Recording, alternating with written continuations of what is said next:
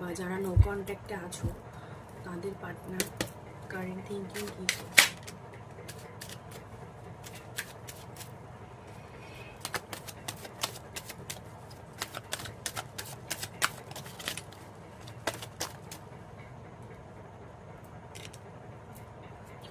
বর্তমানে উনি ভীষণ কনফিউজড হয়ে আছে, তোমার কাছে আসতে অবশ্যই চাইছে এবং পাস্টের কিছু কমিউনিকেশন নিয়ে ভীষণ ফিল করছে, যে ঝগড়া ঝামেলা হয়েছে সেটা নিয়েও ফিল করছে এবং তোমাদের কাছে আসতে চাইছে, ভীষণ কমিউনিকেশন করতে চাইছে, কমিউনিকেট করতে চাইছে, বাট পাস্টের সিচুয়েশনের জন্য আসতে পারছে না এবং ওনার লাইফে হয়তো অনেক অপশানস আছে এবং যে সিচুয়েশন হয়ে গেছে সেটা নিয়ে উনি ভীষণ ব্যস্ত।